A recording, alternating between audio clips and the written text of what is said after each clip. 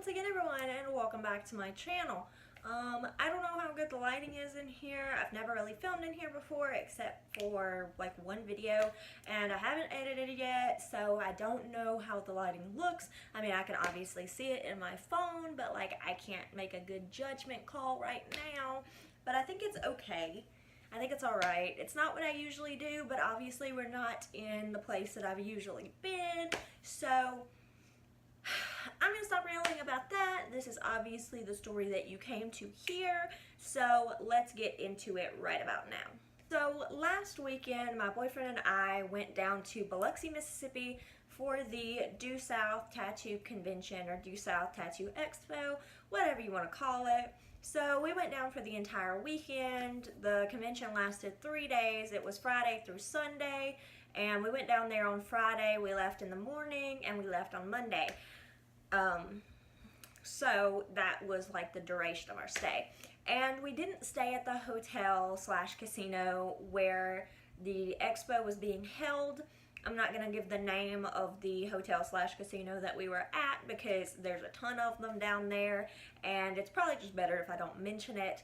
But anyway, so we got there on Friday around 10:30, but check-in wasn't until 11, so we just kind of doodled around, hung out in the lobby and stuff. So, and I had a tattoo appointment at 1 o'clock, so we were kind of in a little bit of a rush, but obviously we couldn't do anything until we checked into the room. So we checked in at 11, got ready, and I got ready and stuff, got all our stuff together, headed to the first day of convention. Well, that was all good. The first day went off without a hitch. It was great. I got my tattoo. It was awesome. Gonna make a whole separate video about the convention in general, but this is just a story of something that happened while we were down there. So anyway, first day went off without a hitch. We were super tired when we got back from the convention. We got back at like 9 o'clock or something to our hotel room. So we pretty much went to bed instantly. We were just pooped from the long drive to getting tattooed all day to walking around. It was just a whole big, well, it's enough to exhaust you. So we slept good that night, got up Saturday morning. I had a tattoo booked at 12 on Saturday, so we were in extra hurry mode. So we went, I got my tattoo, and we were going to stay pretty much all day at the convention, but we decided to go get something to eat after my tattoo, so we were going to eat at about 4 o'clock, and we got back to our hotel room with the food, and we could hear some people outside in the hallway. Now, mind you, our hotel room was at the end of a very long corridor. Like, the elevator is way down here, and then our hotel room is way down here. It's like literally the room at the end of this hallway. So we hear people getting closer and closer, and we didn't think that there was anybody in the room directly beside us, because the way that the hallway goes, it kind of goes to a point so that there's one room here and one room here, like on either side of the walls, So we're on like this side, and we hear somebody, and I guess it's the people who checked into the room on this side, which is like whatever. Obviously, if you have more than one person coming into a hotel room, they're gonna be talking to each other, and they weren't being like obnoxious or anything. They were just talking. So I was like, cool. I was eating. It's not like I was trying to sleep or whatever. So we're like, okay, that's fine. And I mean, we didn't say anything to each other about it. We were just sitting there eating our pizza. And we stayed in the room for about another hour and a half, maybe 2 hours. And about an hour after the people in the hallway, we hear really loud music and like screaming and cussing. And like, I mean, these people were throwing a banger out here. Like, the music was so loud that the bass in the music was vibrating the wall between our hotel rooms. Like, what are you doing? And mind you, Biloxi is like a certified retirement community. Everyone that we've seen up to this point, aside from the tattoo convention, has been old people who just go around gambling. So we're like, who is this? So we never ever saw these people. The entire time we were here, we never saw them face to face. Like, never passed them in the hall, nothing. So we're like, okay, and we were watching The Office like on the TV. Like we had our computers and stuff, and we were watching The Office, and so I'm like, I tell my boyfriend's name is Dustin. I said, Dustin, I can't hear The Office, and I'm getting irritated because it's not like they were just listening to this music for like 5 minutes and then they turned it off. It was like they were throwing a party. They were throwing a party in their hotel room. So I said, Dustin, I'm going to call the front desk and tell them that these people are being so loud, because this place is like a retirement community. Like, the people that are here are older people, and it's getting close to 6 or 7 o'clock. So I'm like, these people finna be going to bed. Like, obviously we're not going to bed, but it's kind of rude and crazy for you to be throwing a party in a hotel room, in a hotel and casino where there's mostly people over the age of 65. The only reason that we were staying there is because it was cheaper than the actual hotel that the convention was being held in. Don't get me wrong, it was a really, really nice hotel and casino, but it was just these people. So I call down there and I tell the lady at the front desk, I'm like, hey, this room is being extremely, extremely loud. They're playing really loud music. They're like screaming. We can hear them cussing because they're like screaming so loud. And I mean, I don't care about cussing. It doesn't bother me. But like, be courteous to other people. So we call, and she's like, okay, that's fine. We're going to send somebody up there to check on them. So I'm like, okay, cool. Well, we hear the guy come up and check, and then they call me back, and they're like, yeah, they said they were coming in from the pool, because the pool access was on the floor that we were on. We were on the 3rd floor. So I was like, okay, sure, whatever. So then we leave and we go back to the convention. It's not really our problem anymore. So we go back to the convention for a few hours. We get home at like 10. I want to say we got back to the hotel at 10. And they are still bumping this loud music. And I'm like, really? You're still banging this music at 10 o'clock? Okay. So, of course, immediately I call down there. I'm like, listen, they're still bumping this music. I was really, really tired. I was actually ready to go to bed. So I was like, they're bumping the music. It's vibrating the wall. Like, I can hear every word that 21 Savage is rapping right now. I'm like, so can you send somebody up? So they send up a security officer. Security officer talks to them, and we can hear them immediately complaining through the wall. And I'm like, cool. It's not like you weren't doing something you're not supposed to, right? Crazy. So anyway, we can hear them say, oh, this is ridiculous. Well, whatever. So we decided to stay up a little bit longer. We stayed up for like another 30 minutes or 45 minutes or something. And we were watching The Office again, because that's all we do. So we're sitting there and we're watching The Office, and the music comes back on. Oh my God. So the music comes back on. The rambunctious conversations and laughter begin again. And I'm pissed. So I told Dustin, I said, put your shoes on. We going down there to the front desk. So we got in the elevator. We went down to the front desk, and I told the lady, I was like, listen, we've complained twice. They turned it down earlier. The music's back on again. I'm ready to go to bed.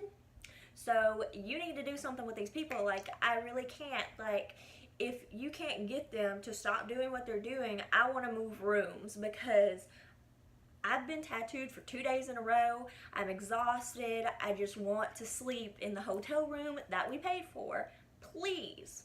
So she's like, yeah, I'm so sorry. And like, she even opens up the complaint book and she can see, and she's like, oh, is it this room? You've complained about it twice already. I'm like, yeah, it's that room. So we go back to the room. About 15 minutes later, we hear the security guard come up and like knock on the door. So I go to look at the peephole. It's not one, but two security officers and the head of security at the hotel. So I'm like, oh, this is about to go down. So of course, I'm like a crazy person and I have to know everything that's happening. So I'm standing here watching this happen through the peephole, but also we can just hear it in the room. So it's not really like I was spying, because they were really, really loud and you could hear them. So I'm like standing there, and they told, the chief of security is the one who was talking the whole time. And he told them, he was like, hey, we've had like a lot of complaints about you guys, and you can't like have music and throw a party in here. And she's like, we're not throwing a party, there's no music in here, you can come and check, there's no music. And the funny part about that is, before they knocked on the door, Dustin was standing near the door because he was waiting for them to come up to make sure that they came to like stop this. So before they even knocked on the door, the chief of security made the security guards walk back to see how far back they could hear the music from. And they could hear it from the elevator, because I heard him tell the girl, no, we know there's music in there. We could hear it as soon as we stepped off the elevator. So that was strike one against them. And then he's like, so like, what are y'all doing in here? And she's like, we're just visiting. We're just having a conversation. We're not throwing a party or anything. And I'm just like, why you gotta lie though? Like, why you lying though? Like, everybody has heard you though.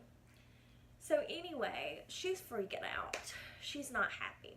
And when he asked her to move to a new hotel room, like he was just gonna swap her to a different hotel room on a different floor, she flips out. She's like, this is ridiculous. We're not doing anything wrong. We shouldn't have to leave. Like, that's ridiculous.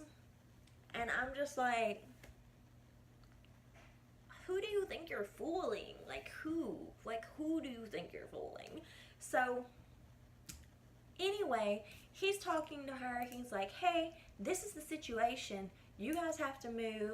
These people were in this hotel room for like a full day and a half before you guys even showed up. And she's like, we've only been here for 5 hours. We've only been here for 5 hours. And he's like, yeah, and you've already had 3 complaints made against you.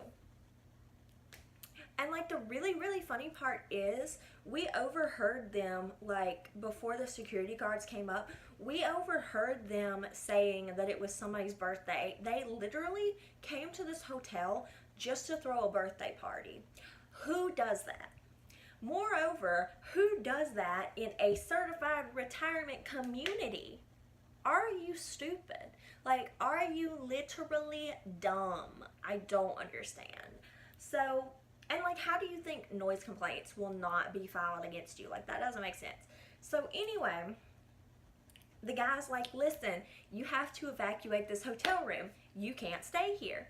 So of course, then her and like the 17 other people in this hotel room, they had to like get really upset at them, because there was so many people in the hotel room that were over the age of 21 and were not registered to the hotel room. Because at this particular hotel, I don't know if it's like this everywhere, but if there's more than like, if however many people are over 21, their names have to be on the hotel room, because they just need to know, because of like the gambling laws and everything, that like if you're under 21 you can't gamble, so they just need to know like who's in this room for, you know.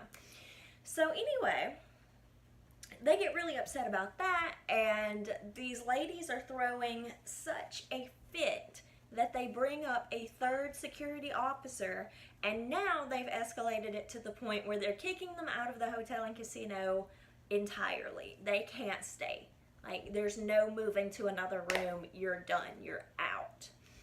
So then the girls really get upset.